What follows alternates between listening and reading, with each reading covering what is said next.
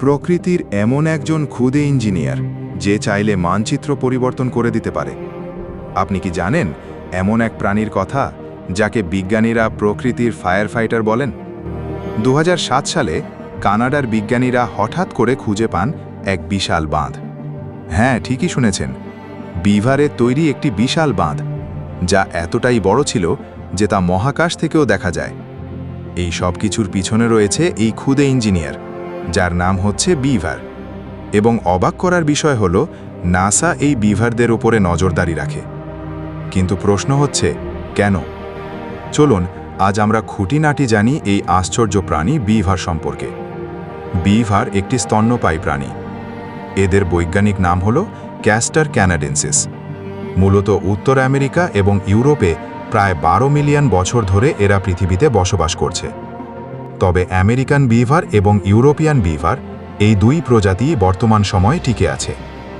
বিভার দেখতে অনেকটা বড় সাইজের ইঁদুরের মতো, কিন্তু অনেক মজবুত গঠনের। তাদের শরীর মোটা, বাদামি লোমে আবৃত, এবং সবচেয়ে উল্লেখযোগ্য হল তাদের চ্যাপ্টা লেজ, যা দেখতে অনেকটা প্যাডেলের মতো এবং যা তাদের সাঁতার কাটতে সহায়তা করে। তাদের দাঁত বড়, শক্ত এবং কমলা রঙের, যা দিয়ে তারা অবলীলায় কাঠ কাটতে পারে। বিভাররা সাধারণত নদী, হ্রদ বা জলাশয়ের ধারে বসবাস করে। তারা নিজেরা গাছ কেটে তৈরি করে বড় বাঁধ এবং সেই বাঁধের মধ্যে বানায় লজ নামে এক প্রকারের ঘর। এই বাঁধগুলো শুধু নিজেদের নিরাপত্তার জন্যই নয়, বরং আশেপাশের জলবায়ু ও বাস্তুতন্ত্রের ওপর বড় প্রভাব ফেলে। বিভারের ঘরের গোপন দরজা পানির নিচে থাকে। এদের তৈরি ঘর, লজের প্রবেশপথ থাকে পুরোটাই পানির নিচে, যাতে শিকারীরা সহজে ঢুকতে না পারে। তারা ঘরের ভেতর বায়ু চলাচলের জন্য আলাদা বায়ুচক্রপথ বানায়।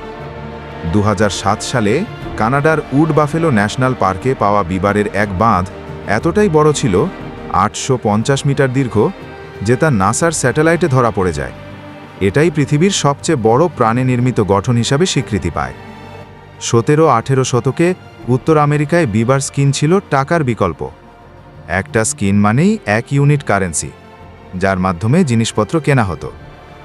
বিভারদের বাঁধ জল জমিয়ে রাখে, এতে করে আশেপাশের ভূমি আর্দ্র থাকে এবং দাবানলের আগুন ছড়াতে পারে না।